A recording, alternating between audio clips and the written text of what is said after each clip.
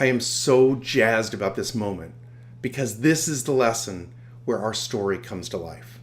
We picked our audience in lesson 3, an audience that needs what we give them. And in lesson 4, we walked through a simple, predictable way to figure out what makes them tick. Remember, that was the part where I describe it as dissecting our audience's brain. And if that's too gross for you, it's just figuring out what makes our audience tick. What we offer our audience is valuable. They need it, but they also need to do something to get the value that we provide. They just don't know it yet. We are going to help them understand something so human, so simple.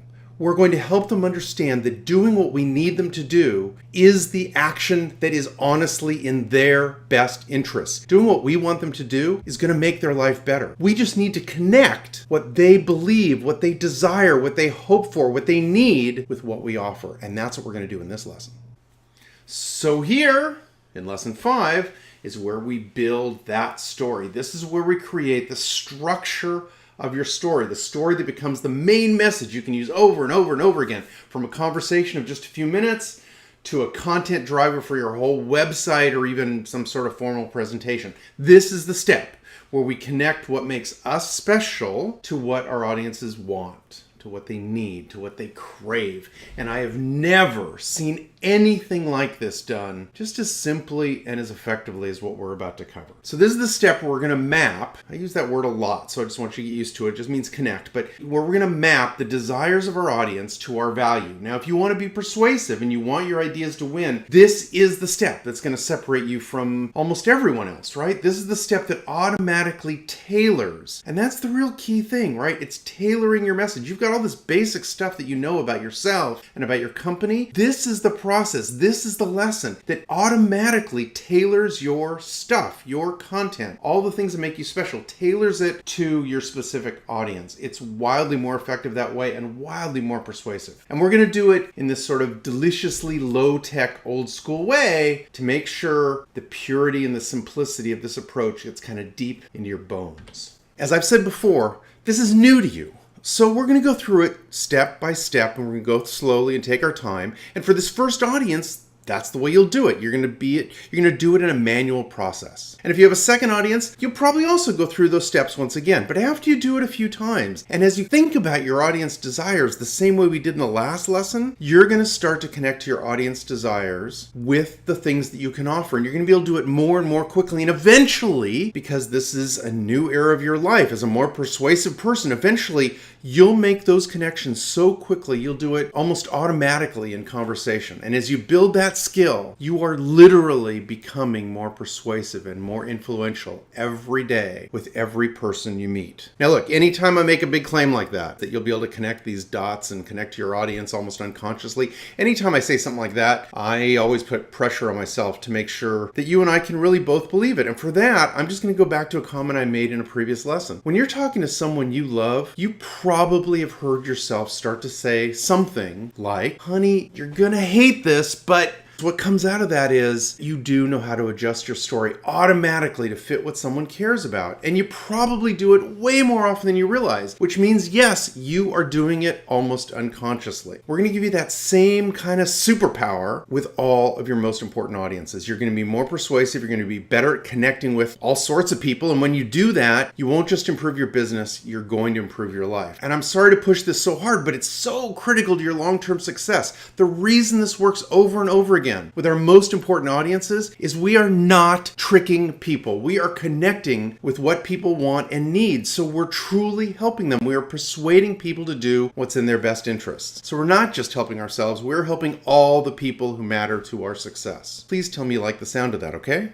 So let's dive in. Let's get going. The first thing I'll ask you to do is bring back your list of audience desires. You remember this image from a previous lesson, right? If you've already started this, grab it. If you're going to do it later, that's totally fine. To have an example that we can look at together, we're going to go back to our friends at Simple Sprouts Seed Company, and we're going to bring back the desires of their most important audience, the frustrated gardener, right? So as you remember from last time, I circled the top 5 items for the frustrated gardener in red, and I double circled take less time, right? Because I think that's the most important, the very most important thing. So those are the ones I'm going to focus on today. What I'd say is for your own stuff, feel free to bring over just the top, whatever, 3 to 5 audience desires. You can always go back for more to make a longer story, but in the vast majority of the cases, your story is going to be most powerful, most persuasive if you just focus on the 3 to 5 things that your audience cares about most. If they have other questions, they can ask you, but we want to get to the things that matter most. And getting rid of these other things, these things that are less important, that's going to make your task easier, and it's just going to make this whole process less confusing. Before I leave that last point, this is also one of those kind of two birds with one stone moments. You really will get more confused if you try to focus on too many desires, and you'll do too much work. And a task that should be a kind of a fun walk through the mind of your audience is going to be a whole lot less fun if you try to bring in too many things. But that's not the only important reason to narrow down your focus to only the most important items. The most important reason to focus only on the most important items is that story has got to be simple in order to be effective. Maybe you have a deep thinking, hard to please audience who really does care about a lot of things, but if you try to deal with everything they care about, they will get lost in the detail and they will forget everything you say. When you focus on the few things that matter most, your audience will love that you really get them, and you'll inherently have a simpler, more persuasive story. So clear out the less important things and let's use what matters the most. Okay, now let's also grab the list of company capabilities, right? All the things that make our product special, our idea, our initiative, whatever it is, all the things that make our product special and make us special. And let's lay them out side by side. You can do this on paper, or you can use a whiteboard, or as far as I'm concerned, you can use chalk on the sidewalk. I don't really care. The key is making a list, really making that list, and being ready to really draw some lines between items on the left and items on the right, which is what we're about to dive into. The magic happens at that moment we connect these two lists. And it's crazy easy. We just draw a line to connect every top audience desire to the matching capability. So let's just start. Seeds that really grow, well, that's a big priority. And more seeds per pod, well, that one helps. That one's really simple, right?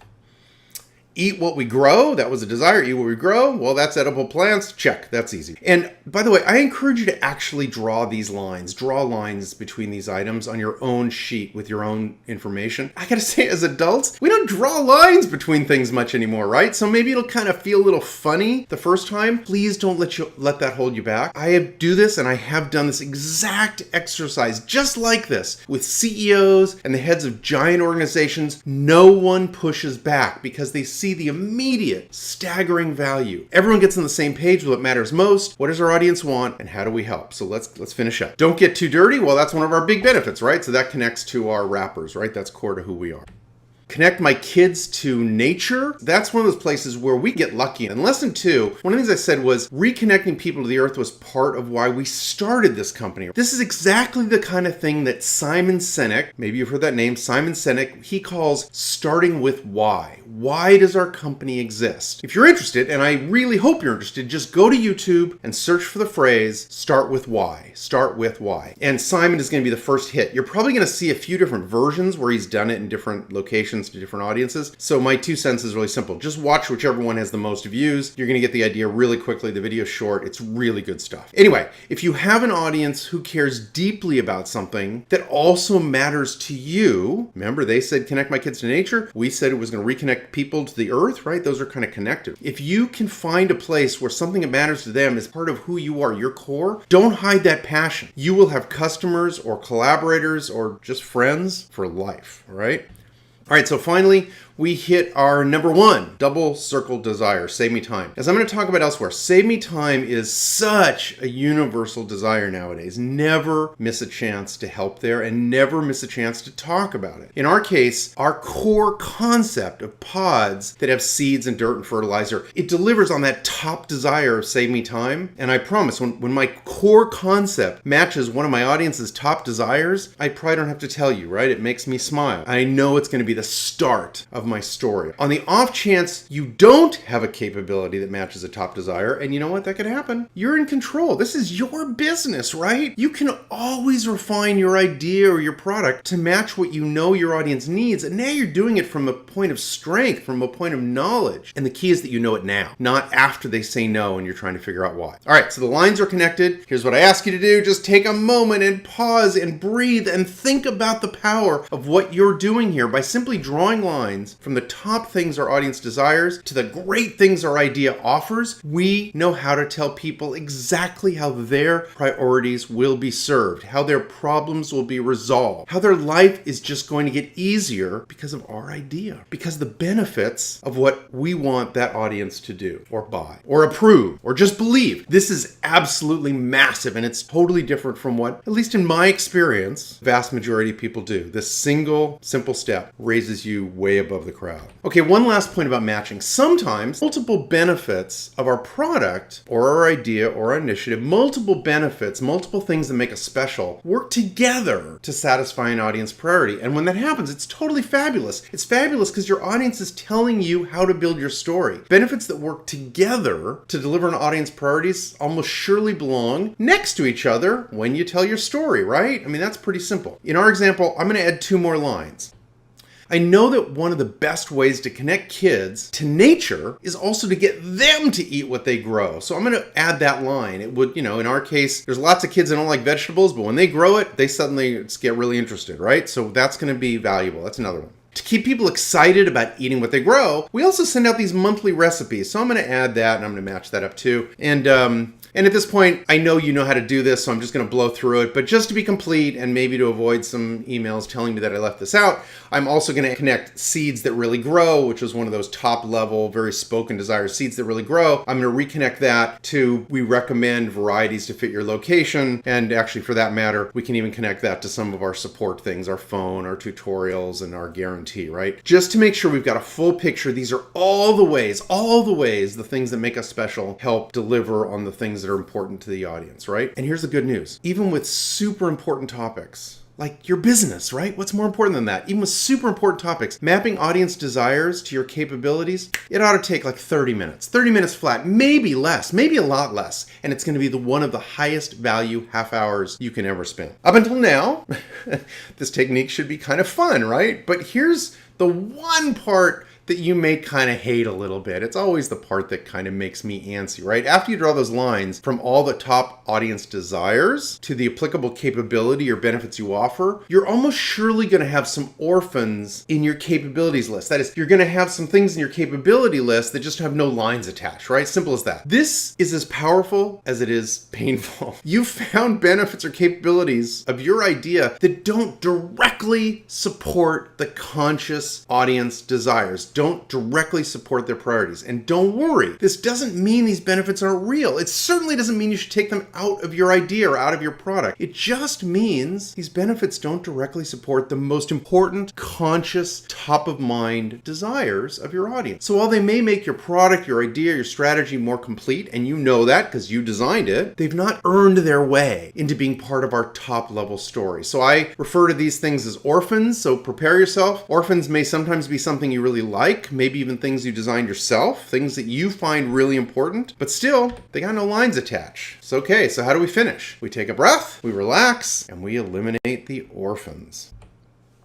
Now remember, we're only doing this for your story, right? We're going to remove the orphans, those orphan benefits, the orphan capabilities. We're going to remove them from your list. We accept that it may hurt a little bit. You may feel like you're killing off a benefit that you find really important. And you may have to even get rid of a lot of things that you think are important about your product. But I'm going to beg you to try. Because when you get weak and you don't want to do it anymore, just remember, you're only eliminating those because your audience told you they don't care about them. Or at least they don't care about them yet until you've had a chance to really educate them a little bit. If you really need strength, remember, you're eliminating these things from your story to be more compelling, to be more persuasive. You're not removing them from your product, just your story. And I promise you, leaving in details that don't matter to an audience, that don't make the story or the presentation or the conversation more effective, will make that engagement, that conversation fly off the rails faster than anything else I know. When you start throwing in detail that people don't care about, their eyes are going to glaze over and they're just going to stop stop listening. So even if you know it's important, if they consciously can't relate to that importance yet, it's not going to help your story, all right? This step, no matter how painful, is going to make you better at your job, and it's going to improve your ability to get people to do what you want. Now, here's the deal. I want you to be confident that this technique is real. So let's get away from our mythical company for a second and talk about our real company. I'm working with the CEO of an incredibly cool tech company that is changing the way a giant multi-billion-dollar industry works. The CEO has been in this industry for over 20 years, so he knows all the players really well. He knows his potential customers, he knows his potential investors,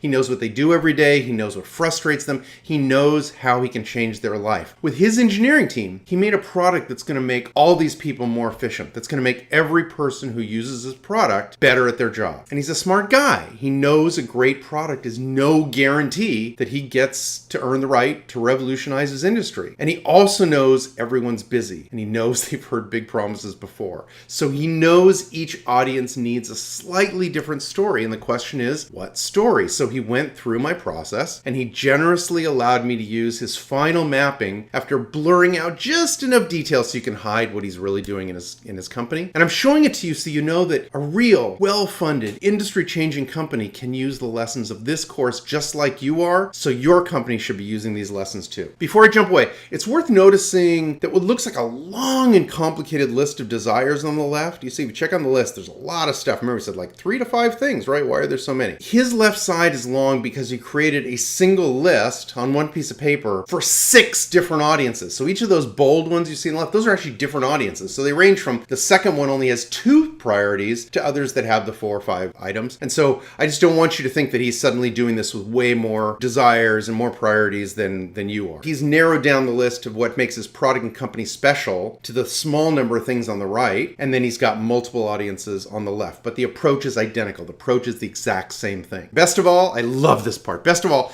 you notice the low-tech colored pens that he used to draw lines from audience desires to company capabilities. I love that he did that. It works great for him. Just do whatever feels good for you. And at this point, he is in incredibly good shape for coming up with his stories, for his pitches, for the foundation of his website, all the things he's going to create for all these key audiences. When you do it, you're going to be in that kind of great shape too.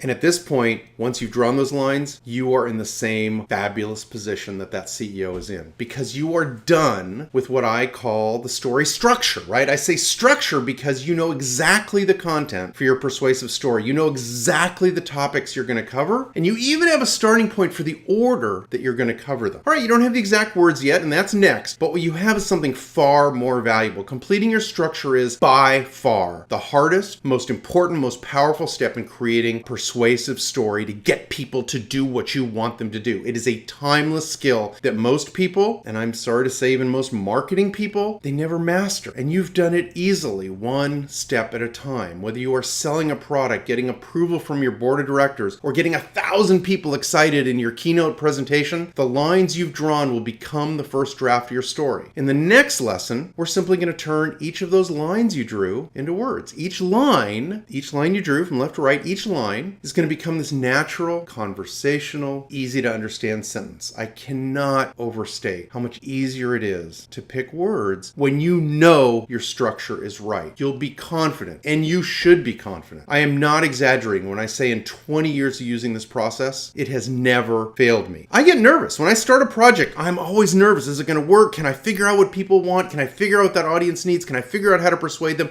Do I have enough benefits? Do I have enough things that make my client special? Is there a connection? I'm telling you, in 20 years, because we've picked audiences that matter, we did that in an earlier lesson, we picked audiences that need what we do. This process has never failed me, whether my clients are selling something, raising money, building websites, getting their sales team and internal employees to do the right thing, writing press release, whatever it is, it hasn't failed me because it automatically connects what makes us special to what people care about, right? So in the next lesson, we're going to look at how to convert those lines you've drawn, those connections between needs and what we offer, how we convert those into words. With that last step, with that one last step, we reach our ultimate goal, a story to get people to do what we need. That's going to help your business, and it's going to help your life. So I will see you in the next lesson. Let's go now.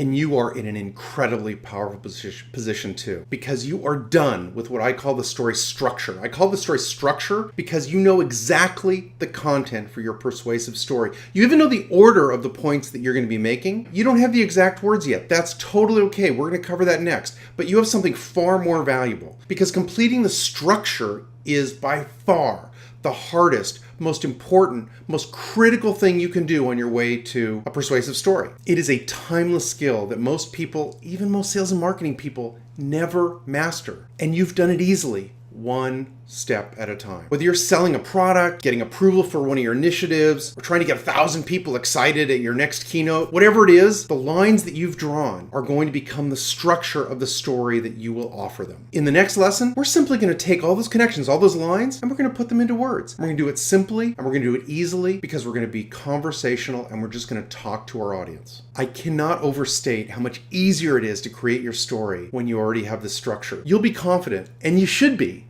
because you've done the homework to connect desires to capabilities. I am not exaggerating when I say that in 20 years, this process has never failed me. Of course, I start every project a little nervous. I don't know if it's going to work as well as the last 20 years of projects have gone, but it always does, because we pick our audience based on people we can support. We think about our audience to understand their needs, and we connect directly to those needs, which is inherently and automatically a tailored story just for them. So in the next lesson, we're going to talk about how to convert those lines into the words that we're going to use in our story. Simply, easily, conversational. With that last step, we reach our ultimate goal, a persuasive story that gets people to do what you need them to do. And with that, you will improve your company and you will improve your life. I'll see you in the next lesson. It's where everything comes together.